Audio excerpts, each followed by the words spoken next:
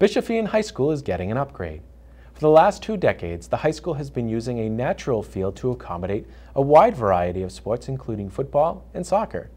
Because of high foot traffic and harsh weather over the years, the field quality has degraded significantly. To the tune of $1 million, the high school will upgrade the field to an artificial turf that will better handle the wear and tear. DoubleACS's David Angell spoke with Athletic Director Paul O'Boy about what new opportunities the field will bring for the high school. Well, the surface in McGrath Stadium had been natural turf since the stadium was opened in 1991.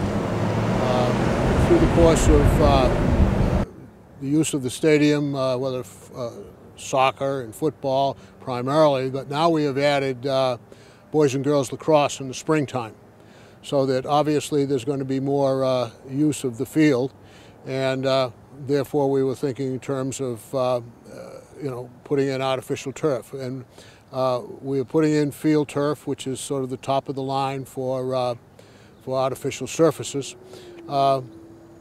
With a normal natural turf, with rain and weather conditions, obviously the natural turf degrades substantially. Plus the fact that adding boys and girls lacrosse in the springtime would significantly, we think, degrade the natural turf field. So that's the basic reason behind going to artificial turf. It wasn't so much that you had an individual rainstorm, but if you had a series of rainstorms within a 2 or 3 day period, then the field would become particularly problematic for games. So there were a few occasions where we had to postpone. And if you know that we were only playing football and soccer there, but we were also playing boys soccer, girls soccer, boys varsity, JV, and freshman football, all in the fall period. The field basically was used almost every day. And if you got bad weather, one sport would start to accumulate problems with the field and only be exacerbated as time went along. It was not a huge problem, but it was a problem. We think that not only will this be something that will be able to stand up to bad weather, but will be attractive, and the kids will like to play here. The turf that's going in here is field turf Revolution. That's the highest type of turf that you can get on the market today. It is the newest, and they are estimating that the lifespan will be about 15 years.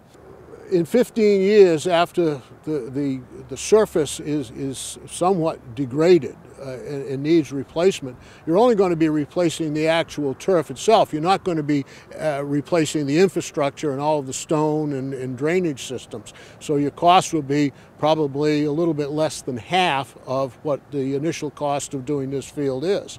So when you compare that to your cost of maintaining a natural turf field, you're pretty much got a wash. What you're seeing now really is the base of the field, which is essentially a giant leaching field, so that when rain takes place, it will drain through that surface. There are a lot of drain pipes in that field, but the stone allows the water to substantially go into the groundwater supply.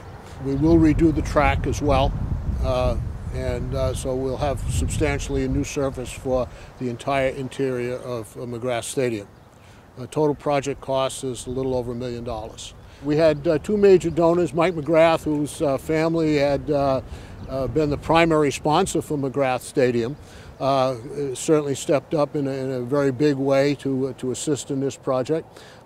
Peter Rollins, who played football for us, Naval Academy graduate, is a major donor, and many former players have contributed to the cost of doing this particular project. We anticipate on the approximately the 25th of July that the turf will arrive. It'll take a few weeks to put that together and to install. And once the turf product is in, then there is an infill of rubber and sand that forms really what holds the field down. and that's what makes it like a natural grass field. Obviously, if you're going to play on it, people want to practice on it. So that, but when you add the games and then practices, it'll probably be going 4 or 5 hours, 6 hours every day. It's an ongoing process that we've been fortunate enough through the support of our alumni and other benefactors to be able to upgrade our athletic facilities, to upgrade our academic buildings, and we continue to hope to be able to do other things that will be of benefit to our students.